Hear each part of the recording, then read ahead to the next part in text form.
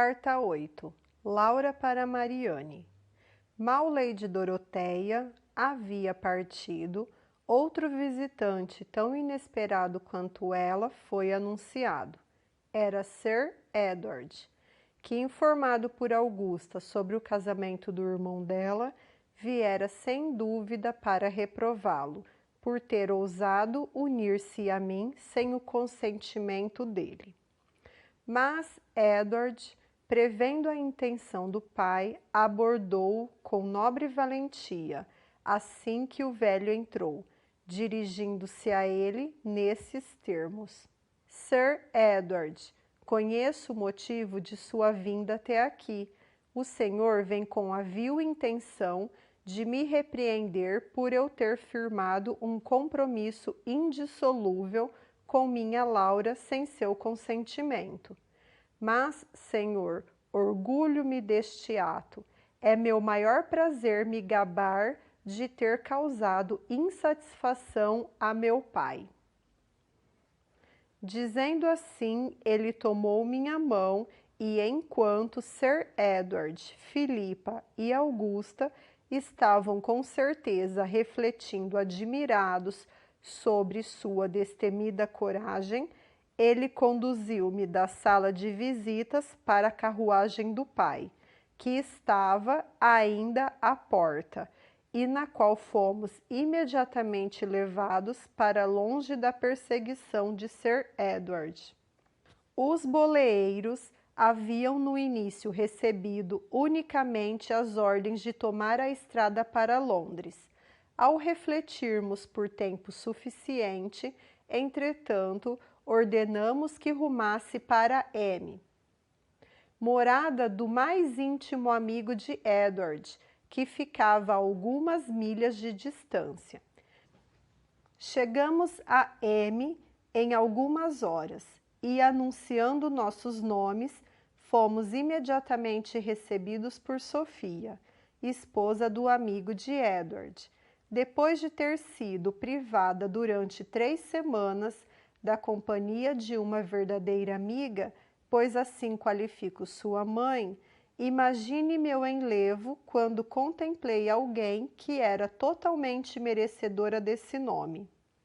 Sofia estava um tanto acima da estatura média e tinha um porte muito elegante. Um delicado langor se espalhava em seus traços adoráveis, mas intensificava sua beleza. Era a característica da mente dela. Era toda sensibilidade e sentimento. Caímos nos braços uma da outra, e após termos trocado juras de amizade mútua pelo resto de nossas vidas, na mesma hora revelamos uma à outra os segredos mais íntimos de nossos corações. Fomos interrompidas nessa ocupação deleitosa pela entrada de Augustus, o amigo de Edward, que acabara de retornar de um passeio solitário. Nunca vi uma cena tão tocante quanto a do encontro de Edward e Augustus. Minha vida, minha alma, exclamou o primeiro. Meu anjo adorável, respondeu o segundo, no momento em que caíam um nos braços do outro. Aquilo foi demais comovente para os sentimentos de Sofia e os meus. Caímos desmaiadas, cada uma sobre um sofá. Adeus, Laura. Carta 9. A mesma para a mesma. Mas para o fim do dia, recebemos a seguinte carta de Filipa. Sir Edward está extremamente furioso com sua partida abrupta. Ele levou Augusta de volta para Bedfordshire. Por mais que eu deseje desfrutar outra vez de sua encantadora companhia, não posso pretender arrancá-lo de seus amigos tão dignos e caros. Quando sua visita a eles terminar, confio que voltarão para os braços de sua Filipa. Enviamos uma resposta adequada para esse afetuoso bilhete e depois de agradecer a ela a gentil oferta, lhe asseguramos que certamente nos valeríamos dela quando não tivéssemos outro lugar para ir. Embora sem dúvida nada poderia, para qualquer pessoa razoável, ter parecido mais satisfatório que uma resposta tão agradecida ao convite, não sei como aconteceu, mas ela, com certeza, era por demais volúvel e ficou descontente com nosso comportamento. E poucas semanas depois, seja para retaliar nossa conduta, seja para aliviar sua solidão, casou-se com um caça-dotes, jovem e analfabeto.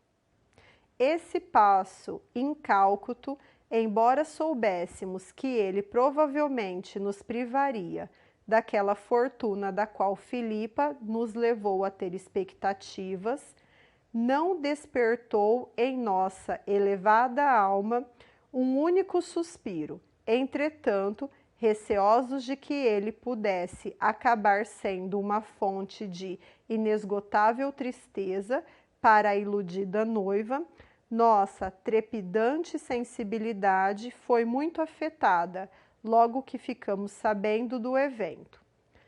Os afetuosos rogos de Augustus e Sofia de que para sempre considerássemos a casa deles como nossa casa, facilmente nos persuadiram a decidir nunca mais deixá-los. Na companhia de meu Edward e deste casal afável, passei os momentos mais felizes da minha vida. Nosso tempo era deleitosamente despendido em protestos mútuos de amizade e votos de amor inabalável, durante os quais nos protegíamos de ser interrompidos por visitantes invasivos e desagradáveis, já que Augustus e Sofia tinham logo que chegaram à vizinhança tomado o cuidado de informar as famílias ao redor de que a felicidade deles girava totalmente em torno deles mesmos. Não desejavam nenhuma outra companhia. Mas que lástima, minha querida Mariane! A felicidade de que desfrutei naquele período era perfeitamente demais para durar muito. Um golpe muito violento e inesperado destruiu de uma vez por todas a sensação de prazer. Convencida como você deve estar, pelo que já lhe contei a respeito de Augustus e Sofia, de que nunca houve casal mais feliz que eles, não preciso, imagino, informá-la de que a união deles fora no sentido contrário dos desejos dos seus cruéis e mercenários pais, que tinham em vão se esforçado para obrigá-los a se comprometer em outros casamentos com pessoas que eles sempre detestaram. Mas, com a coragem heróica que merece ser relatada e admirada, os dois tinham constantemente se recusado a se submeter a esse poder despótico. Após terem tão nobremente se liberado das algemas da autoridade parental, por meio de um casamento clandestino, estavam determinados a nunca perder a boa reputação que haviam conquistado no mundo, aceitando qualquer proposta de reconciliação que pudesse lhes ser oferecida por seus pais. A essa nova prova de sua nobre independência, no entanto, eles nunca foram expostos. Estavam casados havia apenas alguns meses, quando iniciou nossa visita, durante a qual haviam sido amplamente sustentados por uma considerável quantia de dinheiro que Augustus graciosamente surrupiara da escrivaninha de seu ignóbil pai, poucos dias antes de sua união com Sofia. Com nossa chegada, as despesas deles aumentaram consideravelmente. Embora os meios que tinham para pagá-las estivessem à época praticamente exauridos, mas eles, nobres criaturas, desprezavam pensar um segundo sequer em seus problemas pecuniários e teriam corado diante da ideia de pagar suas dívidas. Foi uma lástima a recompensa que tiveram por comportamento tão desinteressado. O belo Augustus foi preso e ficamos todos arruinados. Essa traiçoeira deslealdade por parte dos impiedosos perpetradores da ação vai chocar sua natureza delicada, querida Mariane, da mesma forma que afetou à época a delicada sensibilidade de Edward, Sofia e de sua Laura, e do próprio Augustus. Para completar essa barbaridade sem paralelos, fomos informados de que em breve seria realizado um leilão da casa. Ah, o que poderíamos nós fazer além do que fizemos? Suspiramos e desmaiamos no sofá. Adeus, Laura. Carta 10. Laura, continuação. Quando estávamos razoavelmente recuperados das esmagadoras efusões de nossas tristezas, Edward determinou que deveríamos decidir qual seria o passo mais prudente a dar em nossa infeliz situação, enquanto ele ia visitar seu amigo aprisionado para lamentar seus infortúnios. Prometemos que faríamos isso, e ele partiu em sua viagem até a cidade. Durante a ausência dele, fielmente cumprimos o que ele determinara, e após a mais dura deliberação, finalmente concordamos que a melhor coisa que poderíamos fazer era deixar a casa, da qual esperávamos a qualquer momento que os oficiais de justiça viessem tomar posse.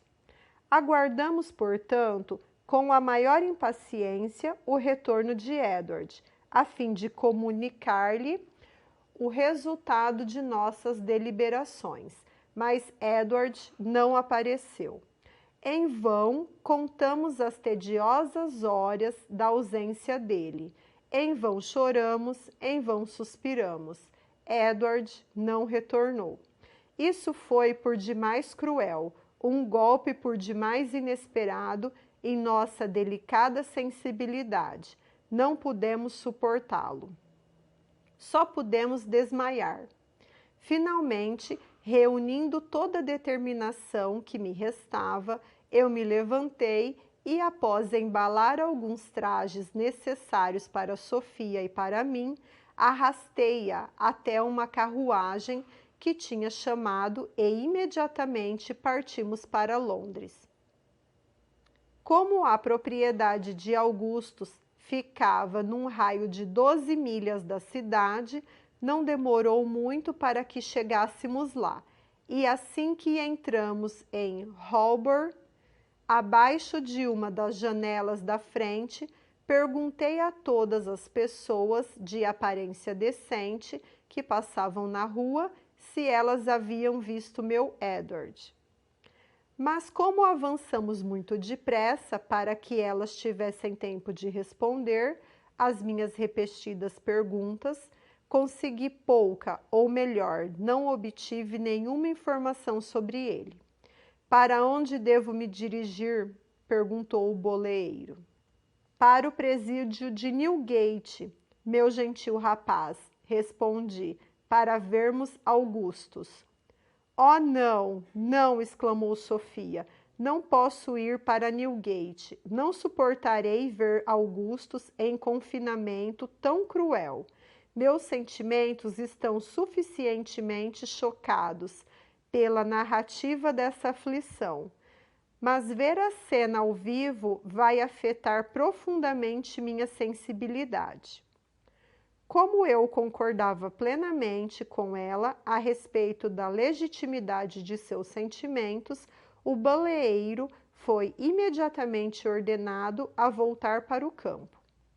Talvez você tenha se surpreendido, querida Mariane, com o fato de eu, diante de toda a aflição que senti, desprovida de qualquer apoio, sem ter onde morar, nunca tenha me lembrado de meu pai e minha mãe e de nossa cabana no Vale do Uísque. Para explicar o aparente esquecimento, devo informá-la de uma banal circunstância relativa a eles que ainda não mencionei. A morte de meus pais, algumas semanas após minha partida, é a circunstância a que estou aludindo. Com a morte deles, tornei-me herdeira legítima da propriedade e da fortuna deles. Mas pobre de mim, a casa nunca fora deles e a fortuna era apenas uma pensão que recebiam durante a vida. Tal é a perversidade do mundo. Para sua mãe, eu teria retornado com prazer, teria ficado feliz em apresentar a ela a encantadora Sofia e alegremente permanecido o resto de minha vida na adorável companhia dela no Vale do Uísque. Se um obstáculo para a realização de tal agradável plano não tivesse interferido. Obstáculo esse que foi o casamento e a mudança de sua mãe para uma parte distante da Irlanda. Adeus, Laura. Carta 11. Laura, continuação. Tenho um parente na Escócia, disse-me Sofia, enquanto deixávamos Londres, que com certeza não hesitará em me acolher. Devo mandar que o rapaz nos leve até lá? Indaguei, mas lembrando-me, no mesmo instante exclamei. Infelizmente, receio que será uma viagem longa demais para os cavalos. Sem querer, no entanto, agir apenas com base em meu conhecimento inadequado da força e das habilidades dos cavalos, consultei o boleeiro, que concordou inteiramente comigo no assunto. Assim, decidimos trocar os cavalos na próxima cidade e fazer isso sempre que necessário ao longo da jornada. Quando chegamos à última estalagem na qual deveríamos parar e que ficava a apenas algumas milhas da casa do parente de Sofia, não querendo incomodá-lo com uma chegada inesperada e inimaginável, enviamos para ele um bilhete elegante e muito bem redigido, com um relato de nossa situação de desamparo e melancolia, expressando nossa intenção de passar alguns meses com ele na Escócia. Assim que despachamos a carta, imediatamente nos preparamos para segui-la em pessoa e estávamos subindo na carruagem com esse propósito quando nossa atenção foi atraída por uma carruagem que estava no pátio da estalagem, puxada por 4 cavalos e trazendo a insígnia real. Um cavalheiro de idade consideravelmente avançada desceu do veículo. Logo que o vi, minha sensibilidade foi maravilhosamente afetada, e quando o olhei uma segunda vez, uma instintiva empatia sussurrou em meu coração que ele era meu avô. Convencida de que não poderia estar enganada na minha opinião, imediatamente soltei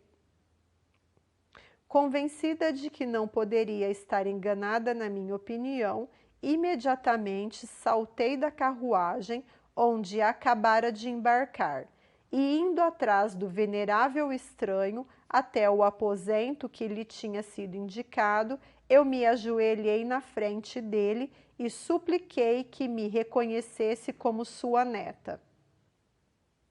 Ele se assustou e, após ter examinado meus traços com muita atenção, levantou-me do chão e, envolvendo-me em seus braços avoengos, exclamou: Reconheço-te sim, querida, imagem de minha Laurina. É da filha de Laurina, doce imagem de minha Cláudia, e da mãe de minha Cláudia. Reconheço-te como a filha de uma e neta da outra. Enquanto ele me abraçava, assim tão ternamente, Sofia, atônita, diante da minha saída precipitada, entrou no quarto me procurando. Assim que ela pousou os olhos no venerável fidalgo, ele exclamou com uma expressão de maior espanto: outra neta? Sim, sim, percebo que você é filha da filha mais velha de minha Laurina.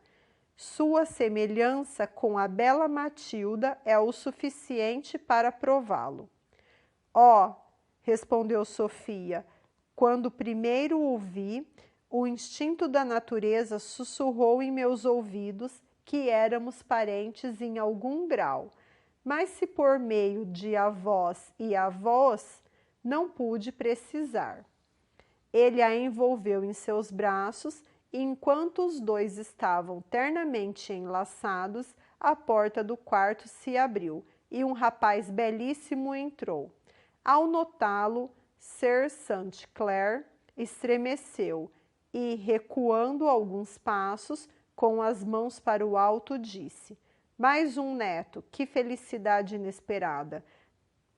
Este, tenho certeza, é Philander, o filho da terceira menina de minha Laurina, a afável Berta. Agora só falta a presença de Gustavus para completar a união dos netos de minha Laurina. E aqui está ele, disse um garboso jovem que naquele instante entrou no aposento.